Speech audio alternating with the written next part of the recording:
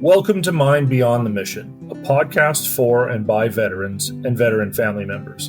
I'm one of your hosts, Brian McKenna, and I'm a strategic advisor at the Atlas Institute and a retired Canadian soldier. And I'm Laryssa Lamrock, strategic advisor at the Atlas Institute and a proud military family member. In this podcast, we'll be diving into real issues experienced by veterans, former RCMP members, and their families. We won't promise you that we'll do everything perfectly, but we can assure you that we'll be getting real about the experiences that so many of us have in common, but don't always talk about, or don't necessarily know where or how to talk about it. We hope you'll find solidarity in our words and experiences, and most importantly, that you'll find a sense of hope that things can truly get better. You can live present in the moment and live life authentically. Let's get into it. Well, here we go with another episode of Mind Beyond the Mission, and we are joined today by Andrew and Elizabeth Gough, and we're going to be speaking a little bit about the experience of military families that come from the Canadian Forces Reserves, right? So when you're looking at the reserves, there's a lot of things in that. The cadet instructors are part of that. The Rangers are part of that. The Comms Reserve is its own thing, and also Army, Navy, and Air Force. So that's the topic today. And things are a little different out there. So we'll start off with that. And Laryssa, you spent a number of years married to a regular force person, and probably in this job, have you started to learn a couple more things about life as a reservist and a reservist family? Yeah, I think just a drop in the bucket is what I'm going to say. I mean, I did provide peer support to reservist families. I used to work at an MFRC way back in the day, and actually was really quite involved with the reserve unit in that area at that time. But as far as it goes to supporting someone with mental health injuries and what reservists go through that aspect, their kind of access to support, I think it's quite different. And so we are really excited to be joined by two guests today who are going to kind of take us a little bit on their journey.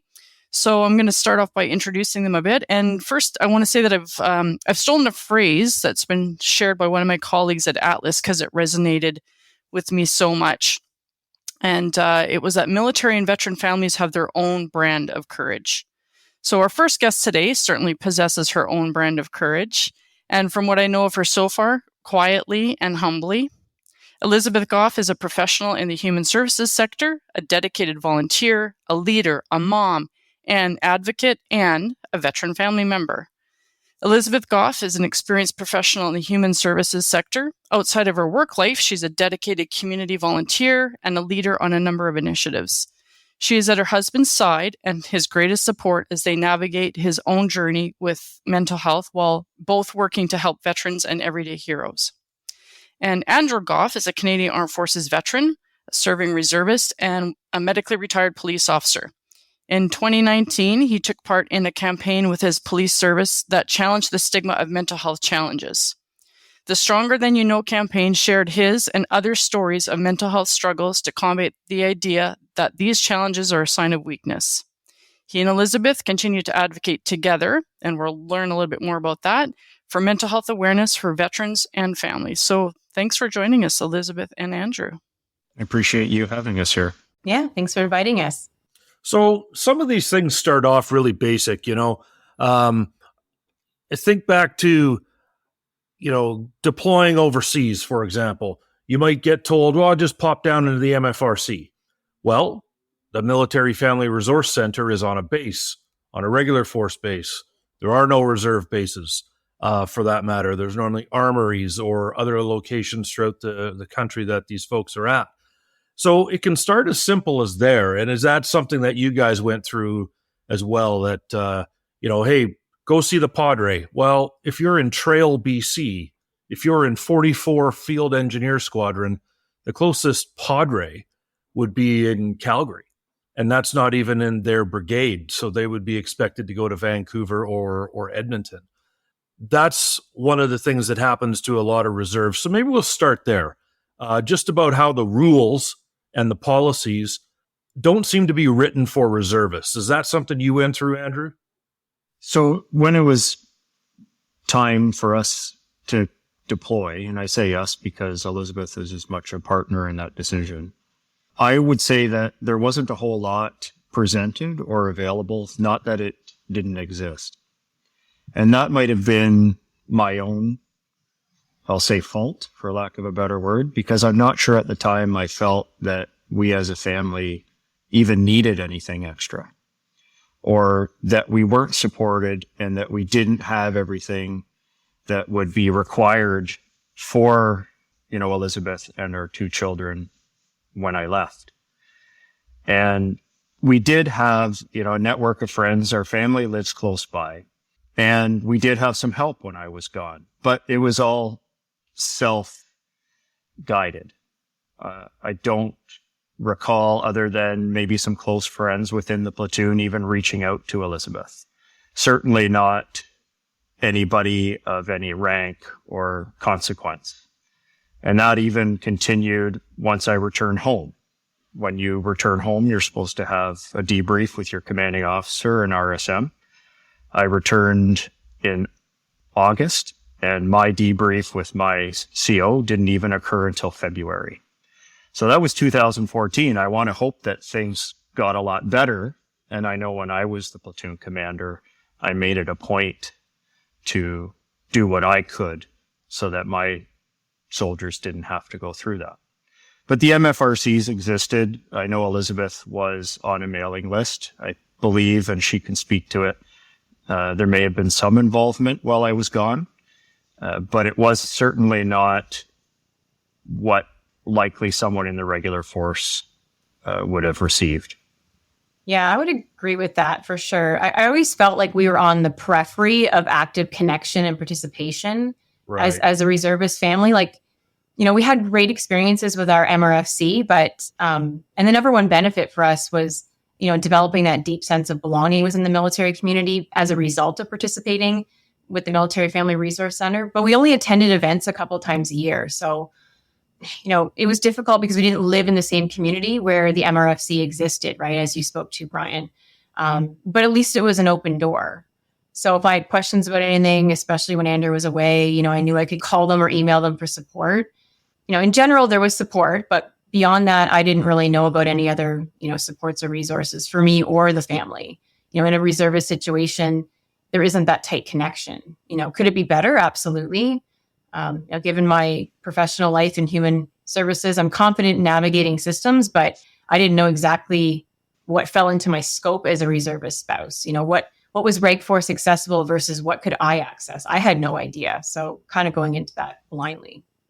It sounds like you relied a lot on your family and kind of maybe neighborhood, community members and stuff like that during the tour. And one thing that I've observed, and I'm kind of assuming for reservist families, is that you might be like a one of in your community or in your group of friends. So your spouse is deployed and you're dealing with all the stressors of that, plus raising kids and working, but there's not really anyone like just outside your door, someone you could just pick up the phone and call who gets it exactly, who understands what you're going through. So is that something that you kind of felt at the time that you wish that there was someone there that kind of understood that exact experience, or was it you were just kind of going through day to day and getting things done, and maybe it wasn't a factor for you at all? But I just wonder if you can speak to that a little bit. Don't know if I ever really thought about that, to be honest. I mean, because I was always connected through Andrew's policing community as well, right? So I had that to buffer and build some resiliency through connection. And of course, yeah, like Andrew had mentioned, we were very close to our family. So always had that for support. Yeah, I honestly, truthfully, I didn't really think about that until Andrew deployed. And then I went, okay, Andrew's not here. He usually navigates some of this stuff for me. So where do I go? So the MRFC became like a central point of connection if I had questions. But that was my only sense of connection, really. Andrew mentioned too, he had some of his command team reach out once in a while, or some people from his platoon. So there was slight connection there, but certainly not a deep relationship, because we didn't connect and hang out with these people on a regular basis. And I only saw them a couple times a year myself. So, yeah, I think, level setting what the reserve experience is for Canadians and others that might be listening to this. The Canadian military is small. And so a lot of time, because a lot of movies and TV shows are made based on the American system, that a lot of Canadians will actually believe our system is like theirs. They'll know more about the American military than they will about the Canadian. And I think one thing that's important to understand is, there is no National Guard per se up in Canada. You don't have entire units in an inactive status and then they're brought active as they are in America. What tends to happen in Canada is a regular force battalion or organization of some sort from the regular military gets sent somewhere, and its holes or its empty positions or extra spots that need to be added onto that mission get filled at an individual level by reservists. So Bob and Sue go and plug holes, not, entire regiments going and plugging holes to that degree. It's also true that a lot of times, specifically for missions to the former Yugoslavia and Afghanistan, about a quarter of what we sent overseas was reserve. So it was entirely possible that, 900 of the 3,000 people that were sending out the door were reserve. It's a massive commitment to backfill all those holes. And I guess the last bit of data I'd put out there is that not all of the reserve is part-time. Almost a third of it is on full-time positions that's back in Canada.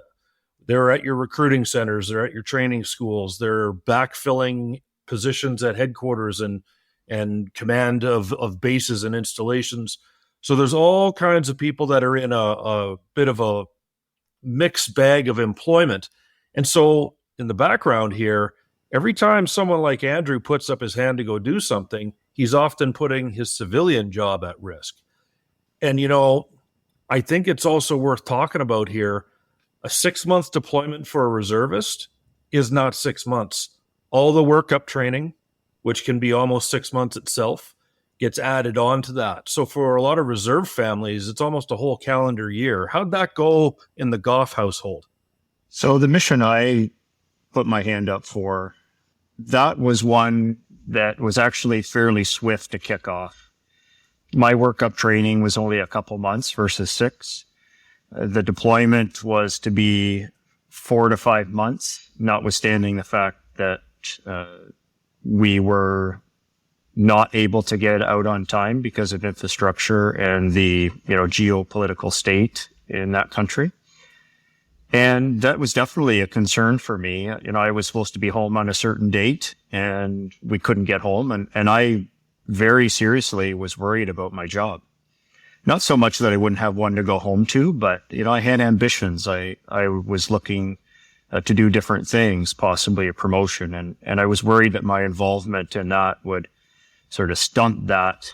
And it was a long time regardless. And of course, we're dealing with other things as well when it comes to employment, like salary. I was a sergeant at the time.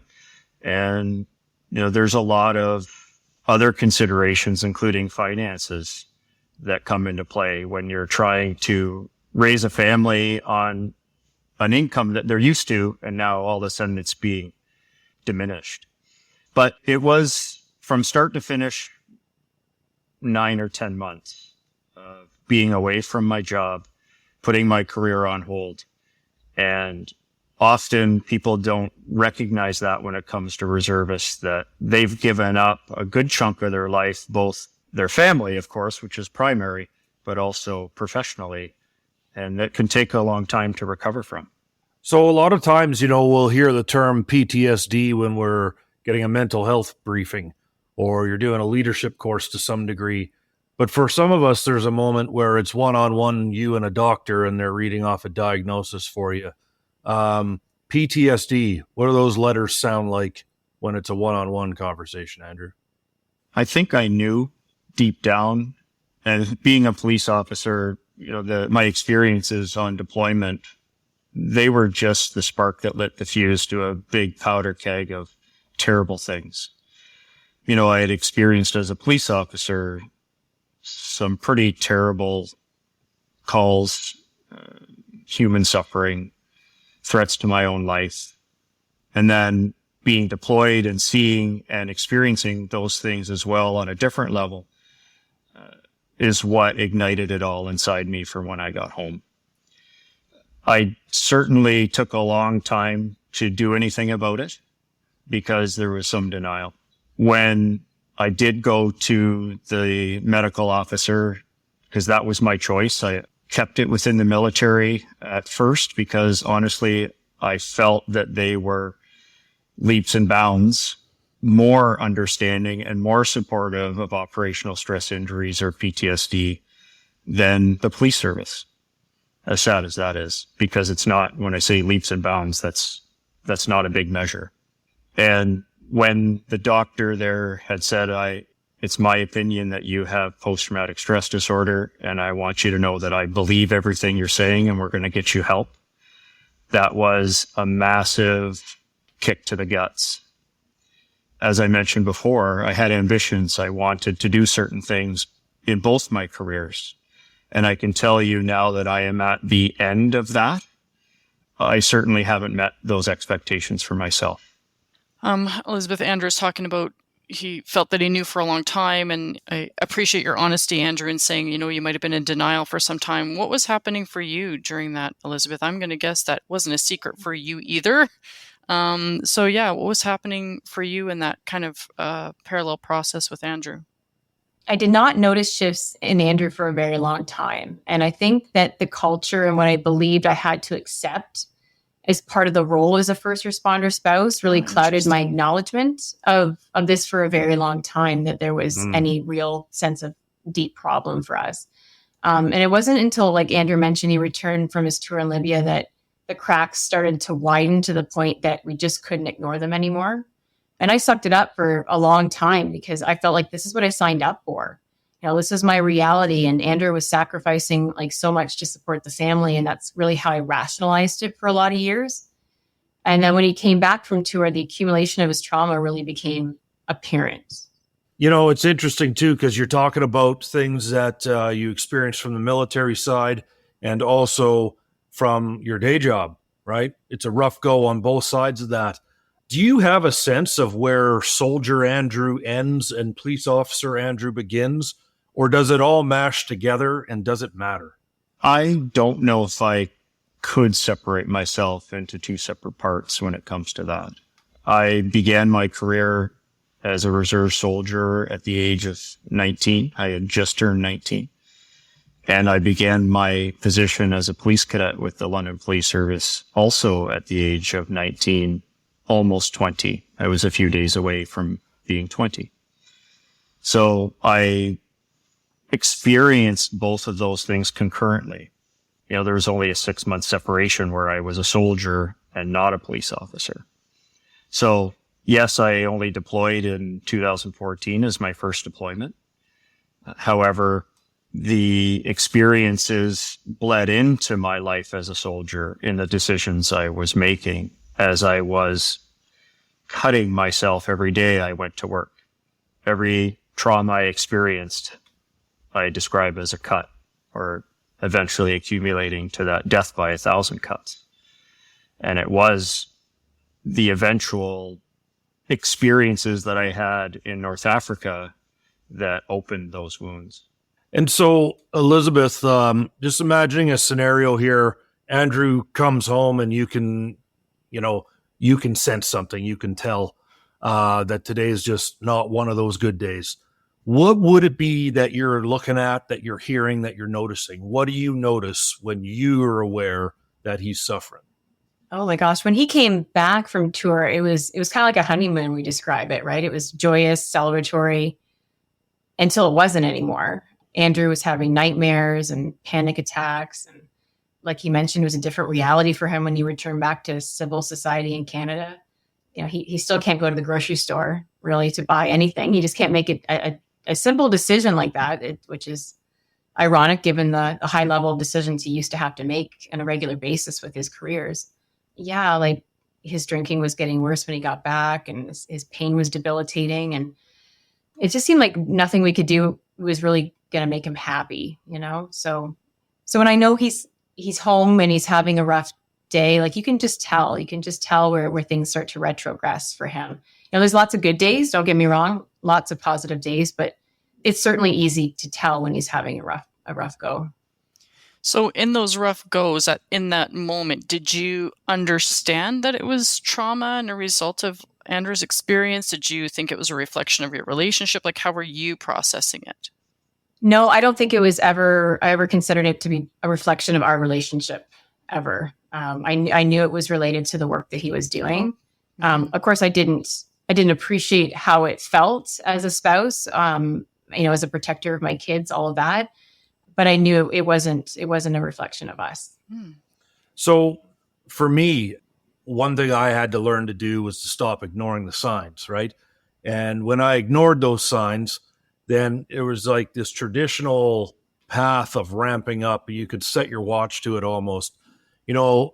Generally now, I notice when I start looking at people's hands and wondering what's in each purse or backpack, and I just start becoming overly curious of what's around me. It's no longer curiosity. That's hyper-awareness, hyper-vigilance. If I ignore that, I'll start to become obsessed with what's behind me. If I ignore that, then my neck's going to get hot. And I'll feel it in my wrists. I'll feel pressure in my chest. And then probably at its worst, my guts will tell me, like, you're not ignoring this anymore, my friend. So that's kind of how it ramps up when I'm ignoring it. Andrew, if you weren't paying attention to your symptoms, do they kind of snowball like that? Like, is there an initial warning and then it ramps up? How does that kind of play out for you? I would say that only recently, despite having this for a number of years, have I really truly started to pay attention to my mind and body.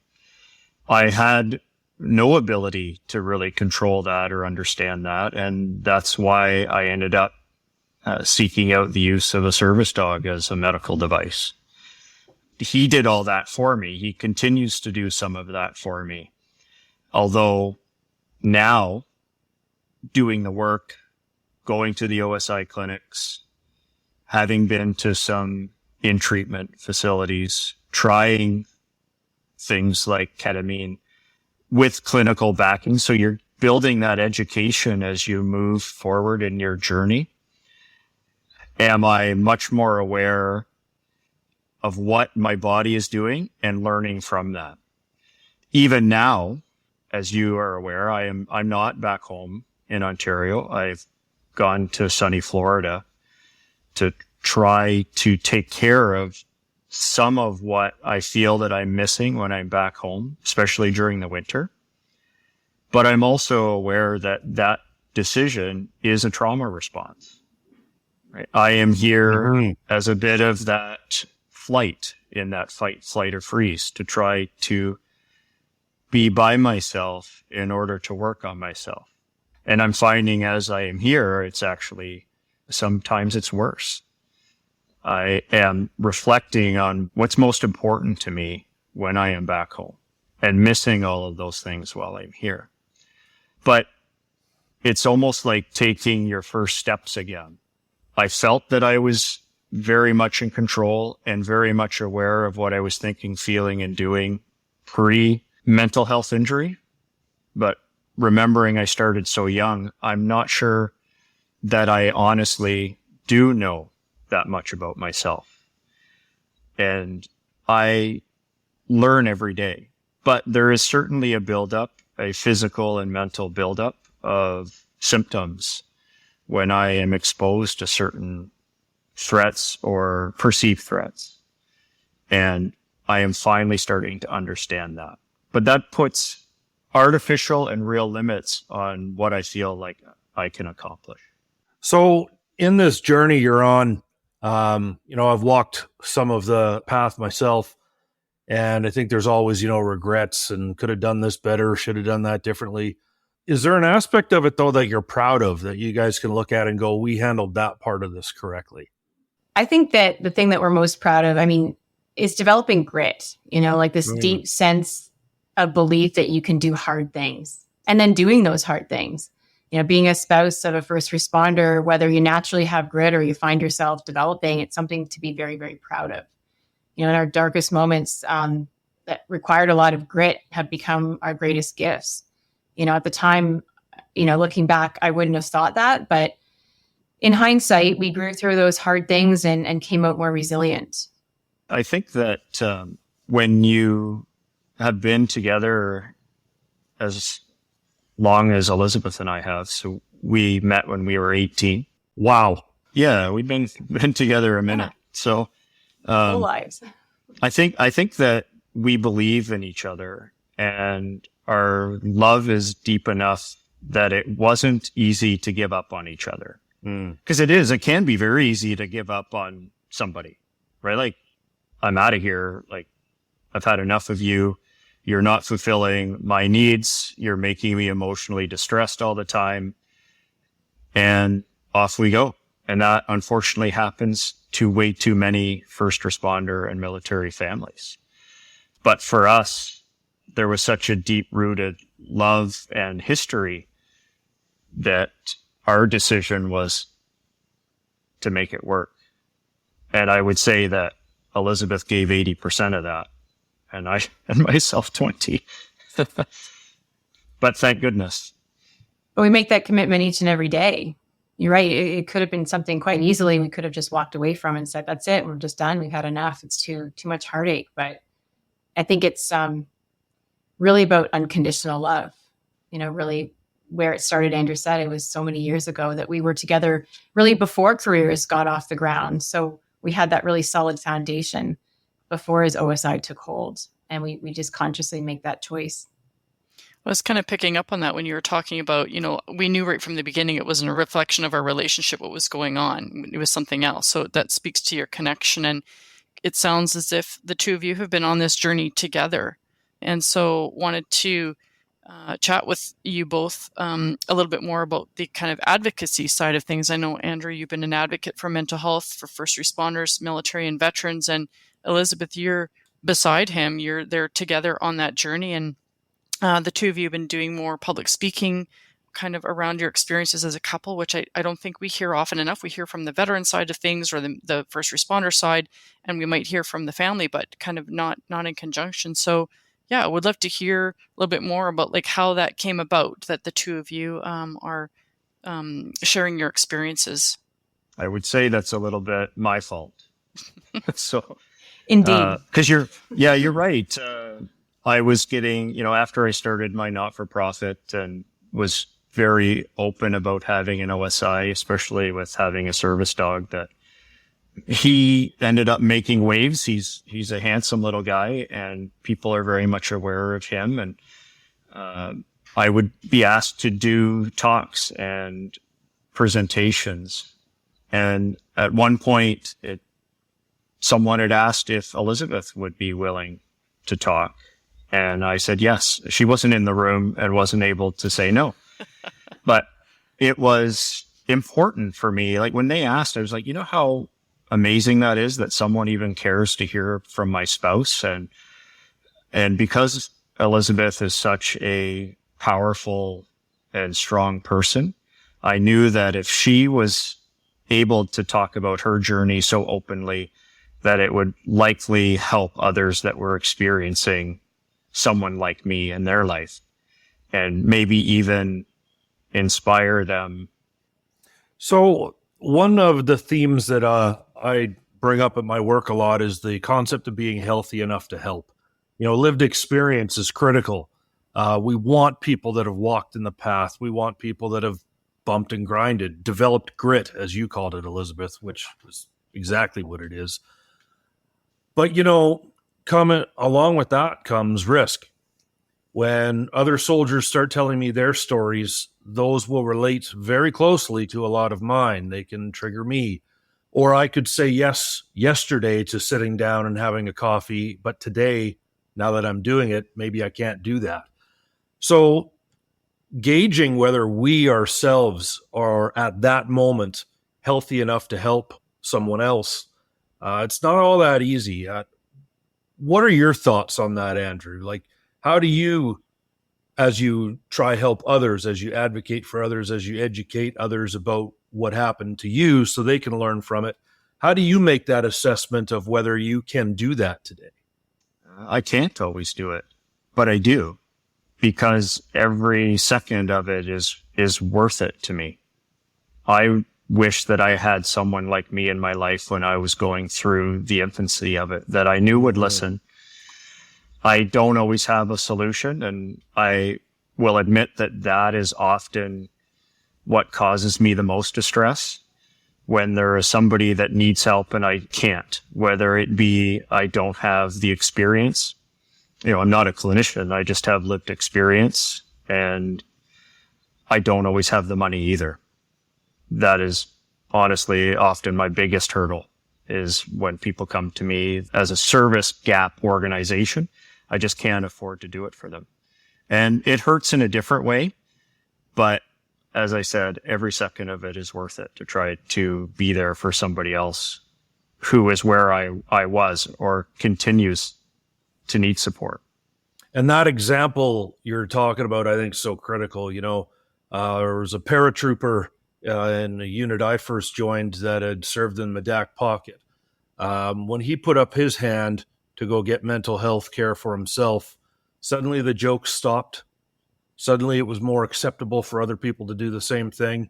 And so he may not know it, but that example he set by being willing to let people know, not just get healthier, but let people know that he was seeking help, let them know that he had a problem. That paved the way for me and opened doors for me and made my life easier as I needed to reach out for help. And I don't know if I could have done that if I didn't see that he would be okay once he'd done it. And I think that example is so critical. And I know that's happening, and I'm grateful for it. It's one of the reasons I keep doing it, because I hear from peers and even peers of peers, people that I've never met, that have, tuned in to podcasts such as this or watched what is available out there that either myself or Elizabeth and I have done, and said that it has helped them. I know as a platoon commander, I have had troops come to me, and I don't think that they would have otherwise, and they would have suffered in silence, because they know I'm a safe place to go. I'm not going to judge them. And that's what we all need, because you don't have to have an OSI. Mental health is health. So it could be as simple as they're having difficulty with a parent at home, a sick child.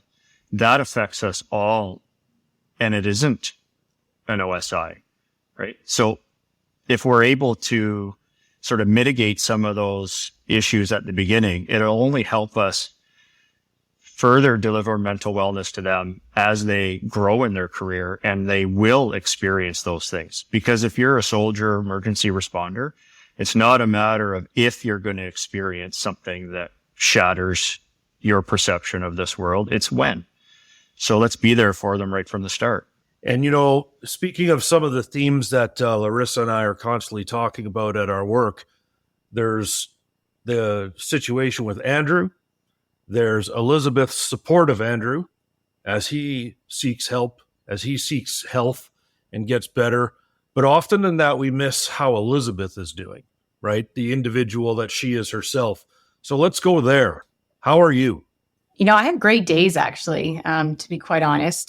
This has been quite a healing journey. And Andrew asking me if I would first step up to the plate to, deliver, my own experience as a story. That was a really hard experience to do that. But for me, it's been a positive journey of just reflection and trying to come to terms with, how did we get to where we are? So for me too, like, to be asked how I'm doing, that's significant. And I want to say thank you for that, because I don't think that people ask spouses very often how they're doing. When I reflect on the first time that anyone ever asked me that question, we were away at the Couples Overcoming PTSD Every Day residential program. And I went into it very reluctantly, not really sure how this is going to work with us, sharing in a group context. And the very first moment where somebody asked me, how are you doing? Just the floodgates opened, because nobody had ever asked that. And I hadn't even thought about that. I just thought, this is about Andrew and what he's going through. And I never took the time to really reflect on how it was affecting me, how it was affecting our family, how it was affecting the children. Elizabeth, what would you want to pass on to other reserve families when you have opportunities for speaking engagements? Like, what's your main message that you're hoping to get across to folks, and what are you hoping, to share with other reserve families? I think it's important to remind folks that you're not alone. You can reach out to whatever door you might find open for support, whether it's a family resource center, other military spouses, your family, whatever you feel would build resilience for you. I found it interesting when I started getting involved in all of this advocacy and speaking work, when I came across the Atlas Institute for Veterans and Families. I Googled it and I came across, all the stories that are posted on the website. And I found that to be fascinating because I didn't know how to connect with other families. I didn't know what their stories were and how they might relate to my own. So I'm going to shamelessly plug, the Veteran Family Virtual Conference, because I think it's important to know that these things exist. If you're interested in attending, you can look at their website and see how you can register. And if you happen to be listening to this after the virtual summit is concluded, it is an annual event, so you can search for that and learn about the next one. But I think it's important to remember to take care of yourself, to know when to have grit, when to have grace. I love that. And thank you for plugging the summit. That's awesome. Yeah. The summit's an interesting thing to speak about. First of all, it's an outstanding MC that they've picked this year. Good looking guy, right? Highly, highly capable. But on top of that, we talked about this a while ago. The reason we haven't built a veteran version of one is there are veteran summits. And it was actually kind of shocking to me that there wasn't a family summit out there. Like when they first started talking about it, we were thinking, well, which one out there should we model it after? Which one out there should we maybe beg, borrow, and steal some good ideas? There weren't any, right? So it's absolutely necessary that it exists, and we're going to keep working at it. One of the things I want to wrap up with here, Andrew, is that for me, there was a 10-day program run out on the West Coast that I attended, and that really, really helped me out a lot. And then I'd say the next thing that really helped me out is a path very similar to yours. I credit a lot of my health and my ability to work and function to a service dog that I had for 8 years. She passed away a number of years back, which was exceptionally rough. But that dog got me off my couch. That dog got me out socializing, talking to people. Not too many things tear me up, but thinking about what that animal, who probably only thought that she was playing, but what that animal brought to my life and actually brought back to my life, reinvigorated things that I thought were dead. It was a remarkable process for me.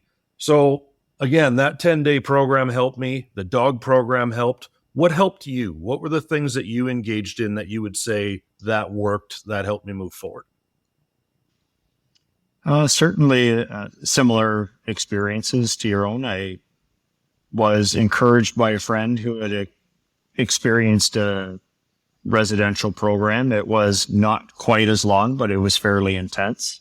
And that is what kicked off sort of the exposure to the education of what an OSI was, and what I experienced, or what I was experiencing, was similar to others in my professions.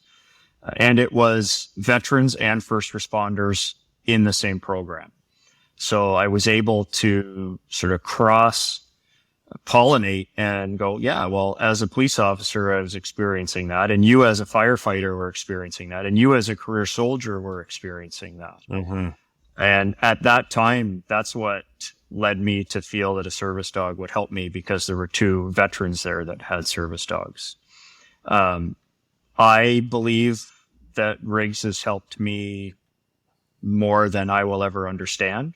I mean, he's a pain in the butt sometimes, and it takes a lot of extra preparation. And like even today, I had to call a place because I'm going to go see a concert, but I was like, where can a dog go? And the world really isn't set up for people with service dogs. I will place my hand on my heart and say, as much as the world says that they are, there's not a lot of consideration for me and people like me. And that's part of my advocacy, as well as how can we make the world better navigated with those with dogs. I've also started to place more emphasis on physical fitness. That is a huge contributor to my wellness, as well as groups. So nothing super formal for me. I'm not much into the formal side of groups, but being around peers and having the opportunity to share experiences in a non-threatening and safe place. So we've been joined here today by Elizabeth and Andrew Gough. I want to thank you both for, joining us today, obviously, but for the work you guys are doing to make sure that you're healthy enough to help and that, there's a voice out there for reservist families.